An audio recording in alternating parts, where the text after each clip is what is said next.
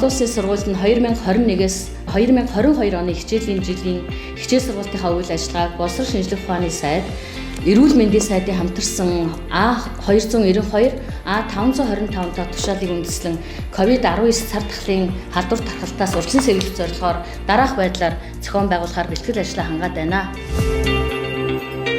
Шинэ нэрэн олон улсын сургуулийн сурагчид нь танхимаар болон цахимаар гэсэн хэлбэрүүдээ сонгож суралцах боломжтой юм.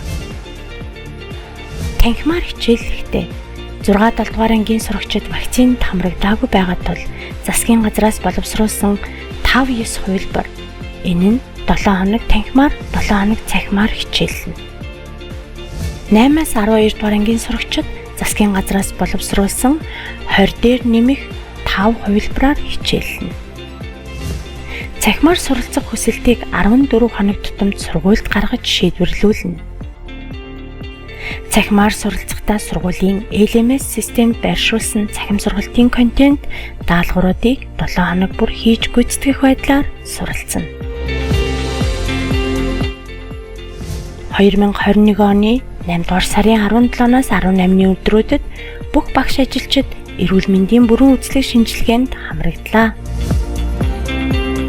Сургуулийн бүх анги танхим, нийгмийн эзэмшлийн талбайг Орхон Аваат ариутгалын компаниар бүрэн халдваргүйжүүлж ариутгалыг хийлгэсэн.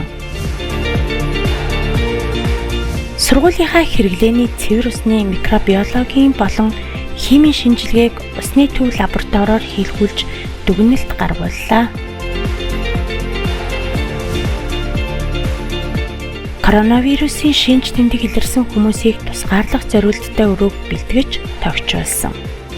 Сургуулийн үүдэнд ухаалаг автомат ариутгагч суйрлуулж сургуульд орж ирэх бүх сурагчид, багш нар, эцэг эхчүүд, бусад хүмүүсийг кварц гэрэл болон флорсепт 17 халдваргүйжүүлэгчээр мананцар үүсгэж ариутгаж байна. Сургуулийн давхар бүрт болон нойлуудад кварц гэрлээр ариутгах тоног хөрөмжийг авч ариутгал халдваргүйжүүлэлтийг тогтмол хуваарийн дагуу хийж байна. Хичээл сургалтын үед халдвар тархалтаас урьдчилан сэргийлэх зорилгоор дараах зөвлөмж тгийг мөрдөж ажиллахаар боловсруулад байна.